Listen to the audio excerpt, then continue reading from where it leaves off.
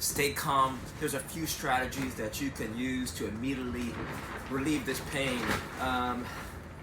The first thing you want to search Ben Patrick, ROKP. ROKP stands for reversing out of knee pain. And the reason why this is important is because tendons get poor blood supply, poor blood flow, which means you need a lot of repetitions. But if your tendon is in pain, it's hard to create repetitions unless you know how. So ROKP, even though it stands for reversing out of knee pain, it's a low impact way that starts from the toes, right? So as you walk backwards on a treadmill, or you could walk backwards in your backyard. If you go to a gym, you could tie a cable. You put a cable machine, so you could put it around your waist, and as you walk backwards with very low weight, you're gonna strengthen your right. It's gonna start from your toes. You're gonna strengthen your toes, and as your toes hit the ground, then your foot follows. Then your ankle Achilles complex is the next thing that gets hit. So as long as you don't have pain that goes above a 1 or a 2, this is a very low impact way that's going to strengthen your foot and help you develop strength and flexibility around that area in a low impact way, right? So the idea is, how do we do repetitions? What are things that we can do that are going to strengthen that area without injuring it? Because if you start to, if you hurt it again or do something that's going to make it worse, that's not good, right? So ROKP is what you want to search. The second thing that I would do is I would search Kador Zayani, 7 postures.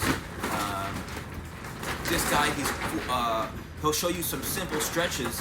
Here, I'll show you one right now that will start to help.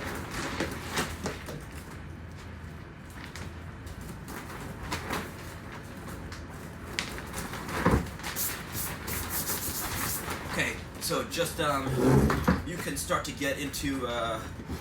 You get your foot up on here, and then all you do is lean. You lean, breathe, and then you're gonna roll. Right, I'm rolling that back toes. Rolling the back toes. If at any point this hurts, if pain goes above a 1 or a 2, don't do it. But if you can do this, if pain is still under 1 or 2, right, you can lean in. And right now I'm opening up the hip flexor. I'm opening up.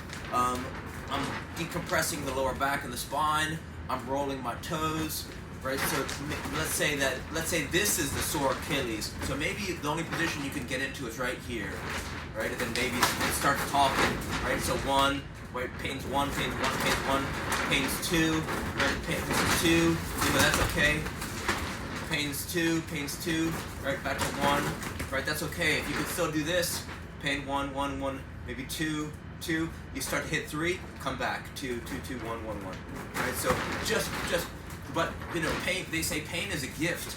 Pain is a gift because pain tells your body, okay, I need to heal, right? So it may be talking, but you want it to talk a little bit, right? You want it to talk a little bit. It's just like you're working a muscle, right? You gotta tear the muscle for it to grow stronger. So even low repetitions of pain at a 1, I think, is gonna help rehab it.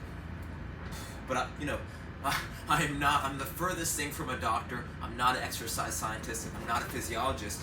So you want to have these things, some of these ideas improved by your PT, just because I don't want you to do something that's going to hurt yourself. So just be mindful that if pain's going above a 1 or a 2, right, you got to pump the brakes. But I'm making this video because some people don't have the resources, or some people aren't attacking Achilles pain like I am. So this is one of the exercises. Another thing you could do is, another low impact thing that you might be able to do is put your leg up here, right? Put your leg up here. Now I can roll those back toes, roll that Achilles. Maybe this feels good. And then now I'm sinking the hips down. Ooh, feel that nice stretch in the glutes. Breathing. Nice. Okay. Right, rocking. And you could do the same thing with the other side, right? So Kador Zayani, his book's $30, but it's worth more than its weight in gold in terms of injury prevention and actually you know, the strength, flexibility, and mobility that you're going to start to feel in your toes and your feet. I thought I was an athlete before I started doing the stretches, but after you start doing the stretches, you'll never go back. You'll never go back. Okay, so that's strategy number 2. Strategy number 3 is change your shoes, right? Because if the most shoes, think about most shoes have thick soles.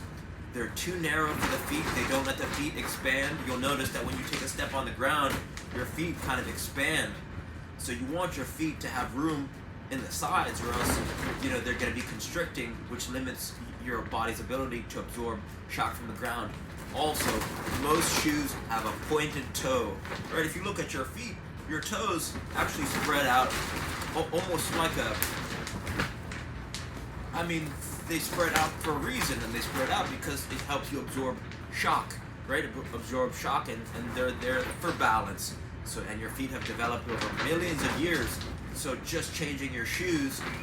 I love this pair of shoes. It's called xeroshoes.com. XERO shoes.com is going to help you strengthen your feet in a low effort way, right? Because each step in a shoe can either make you stronger or weaker. So spending more time barefoot or in a minimalist shoe is really going to help improve, strengthen your feet.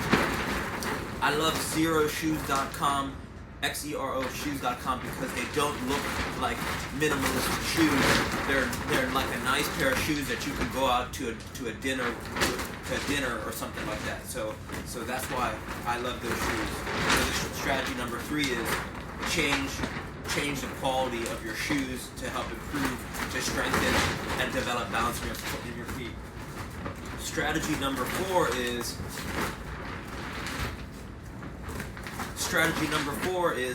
any object that you can start swinging in a rhythmic fashion. Let's say you have the hurt Achilles is on this leg, right? So now I'm going to put 1% pressure on this leg, and then I'm going to put 99% pressure on this leg. And as you start to swing this scarf around, right? This is called an RMT rope. As you start to swing this scarf around, your body's gonna develop an awareness of itself, right? So what you want to do is start to show your body that it's okay to put weight on this on your injured leg. So now I'm gonna put 2% weight on my right leg, and then 98 here, and then slowly, as you swing this rope around, you want to start to put more and more pressure. So this is a low impact rehab tool, right? So I would search how to make an RMT rope. RMT rope is just a length of rope as long as you are tall, but as you can see, I'm not using an RMT rope. I'm using a scarf, but you can use a dog leash. You can use an electrical, an electrical cord. You can use a water bottle. I have a Grand Marnier bottle, and just doing something as simple as swinging this, right? Swinging it here, right? I got 1% pressure on this leg. Right now I'm developing strength and balance in my whole body, which is gonna, again, help me strengthen my Achilles in a low impact way. So the body's connected from fingers to toes. So as you improve balance and strengthen the other areas of your body, it's going to help you recover faster, right? Because energy creates energy. An object in motion stays in motion. So, a lot of the comments are saying rest in ice. I would disagree, because you want to, circulate the blood, oxygenate the blood, and get, and work, not tax the injured area, but put energy into your body in ways that make you just help you rehab faster, get you playing, right? You don't want to be thinking about this injury 3 weeks, 6 weeks from now. If you still have this injury in 2 weeks, 4 weeks, then something's not right. You're not doing the right things. So just by doing some very low impact things, even for 60 seconds, it's going to tilt the scale in your favor. So, right, these are 4 things that you can try that'll, I believe, begin to help. So let me know if any of these ideas resonate with you, and reach out with any questions. All right.